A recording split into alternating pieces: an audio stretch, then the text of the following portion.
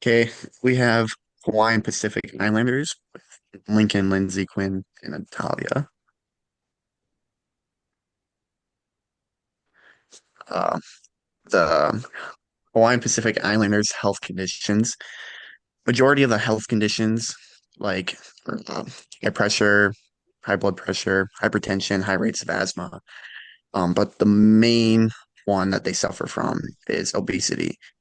The Pacific Islanders, they were known for being extraordinary fishermen. It wasn't until the islanders were colonized and brought into the modern age that they would start to have these problems. According to the Office of Minority Health, by 2016, Hawaiian Pacific Islanders were 80% more likely to be more obese than the average Hispanic white man. This has been found out to be because of the culture of the food they have known was changed in traditional Hawaiian diets are rich in fresh fish, tora, and fruits, though um, the modern diets that were brought to them or show high levels of sugar, fats, salt, and that's just contributed to the weight gain that the people have. Some of the insurance, like the slide or the graph shows, the higher the age, the more that you would have to pay. Through the NHPI adults from 16 to 64 have coverage, and it does vary from like which type of insurance that they would have. Um, According to the 2022 data, 60% of non-Hispanic, Native, Hispanic, Native Hawaiian Pacific Islanders have a private insurance compared to the 74% rate of non-Hispanics. And then 30, yeah. Next. The Due to higher rates of obesity, other health conditions, and a lot of the average person is estimated to live approximately 38 years compared to the US average of 75. And the graph just shows Native Hawaiian health rate. Top cause of death, heart disease, diabetes, cancer, um, the general, or in general, people tend to come to their illnesses via heart disease and other underlying conditions. But like we talked about earlier, it's mainly the obesity that really drives them or really drives up the death rate. Okay. Um, Material mortality rate or maternal mortality rate. Uh, the Native Hawaiian Pacific Islanders, 49.5 deaths per 100,000 live births. Live births.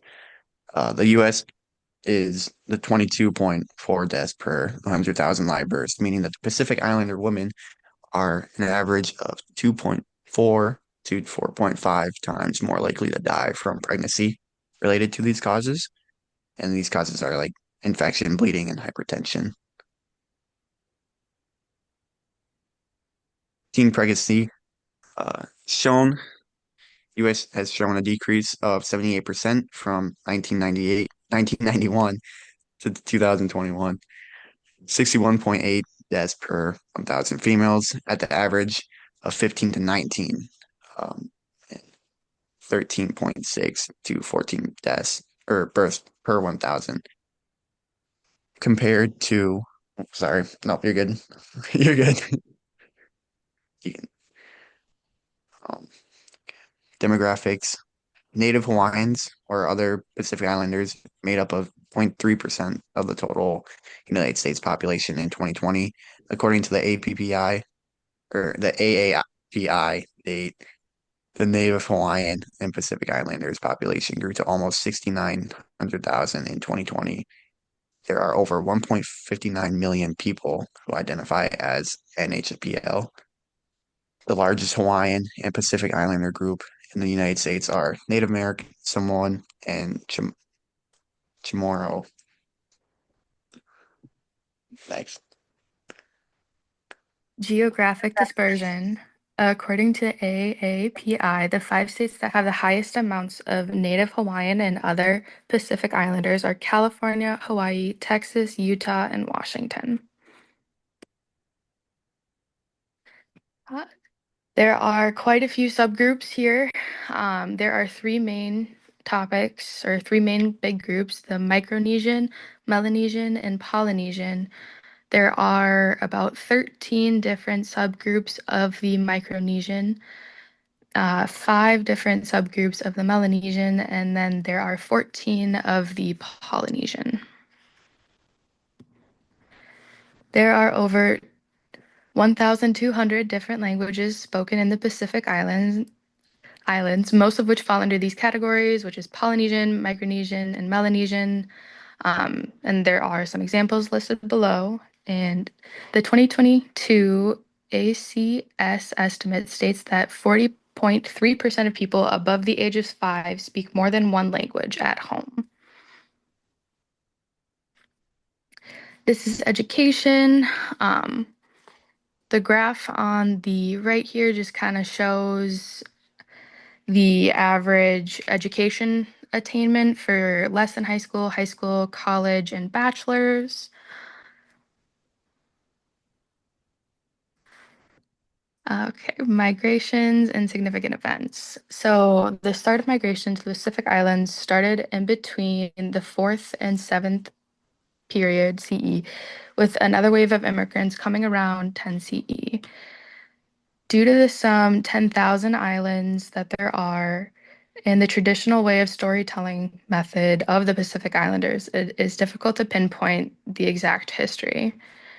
The chronology of sound change has been studied by linguists and has been used to trace back some of the geographic history.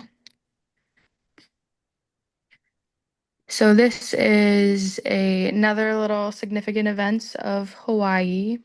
Um, the captain, the British captain James Cook went to Hawaii in 1778. In 1810, um, Kamhala unites the Hawaiian Islands. In 1898, the United States overthrows the Kingdom of Hawaii, and then on December 7th, 1941, the Japanese launched a surprise attack on Pearl Harbor during World War II. In 1959, Hawaii officially becomes the 50th state of the United States, and then in 1970s, the Native Hawaiian movement was proposed to reevaluate Hawaiian history and the Hawaiian self-government. In 1993, the United States government offered an official apology for annexing Hawaii. This graph here uh, this graph here is more about the entirety of the Pacific Islands. So in 1526, Spaniards discover Pompey and name it the New Philippines. In 1830, European missionaries and traders arrive in Samoa. In 1874, Fiji is ceded to Britain. In 1898, Spain secedes Guam to the United States. In 1900, Tonga becomes a British protected state. In 1904, Eastern Samoa Islands become United States territories. In 1947, Palau and other islands become part of the United States Trust Territories. In 1970, Fiji and Tonga become independent. And in 1994, Palau gains independence. Okay, some of the economics of the people, according to the United States Census, Native Hawaiian and other islanders in the civil workforce, there's about 65.8 of them. Some occupations, management, business, science, and art, about 29%. Service occupation, about 20.21%. Sales and office occupation, 22%. Natural resources, construction and maintenance, 6%. Production, transport, and moving materials, 21%. Income for the median, about 81.5 thousand. Individual per capita was 31,000. The unemployment rate, 1.4%. In armed forces, only about 1.6 of Native Hawaiian and other Pacific islands are currently in the armed forces. Some social movements, the Hawaiian sovereignty movement, a political and culture movement, um, and then Aloha Ani, which translates to love of the land, a movement of protecting and preserving the land from development while connecting Native Hawaiians and other Pacific Islanders to it. Some leaders of the community. Um, this name I'm probably gonna get wrong, but Airlani Luanin, um, a high priestess of ancient hula. She fought for ancient traditions to be re to be alive again. George Jarrett Helm Jr., a political activist who was also a big music person, protected the land from the United States military. Yuma Ama Coleman Radwagon, the first American Samoa woman to hold a seat in the U.S. House of Representatives. Here's some values. Aloha Ania, deep connections and respect for the land, alongside the connectiveness between humans and the environment. Onana, the root of Onani is deserted from corn and refers to strong kinship. It is used to refer to the importance of having community to thrive in. And Malalu, referring to thank you. It's important to express gratitude and thankfulness with respect to all parts of life. Some holistic beliefs, plant-based and hormonal feeling remedies. A big thing that they believed in. It would, help treat wounds, cure illness. Mostly plants and herbs were used. Um, the shamans and healers, vital for healing the community and holding a high status to bridge the gap between the physical and spiritual ways of healing. They practice lots of different stuff, but some were chants, prayers, and remedies to heal.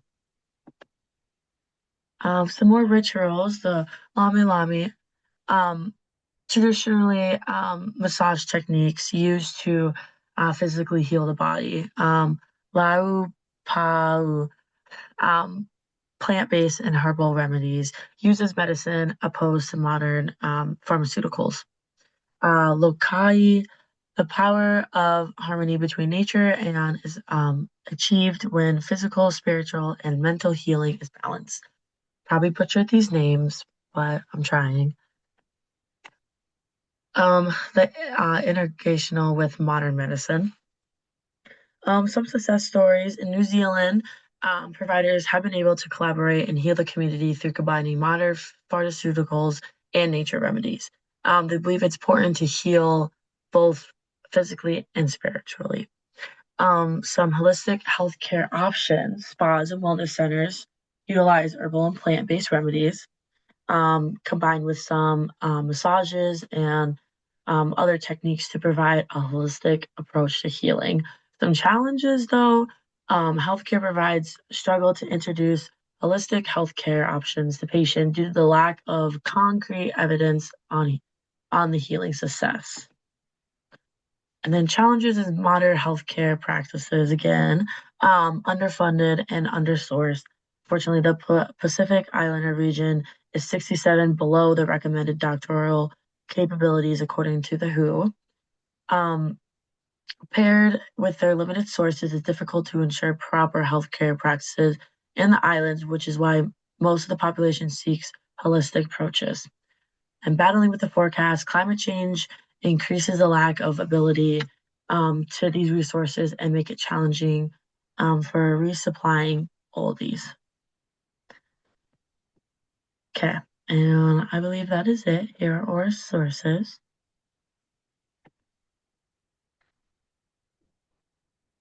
Okay, anyone else want to say anything else? No, I think that's good. Okay, I awesome. think it's good.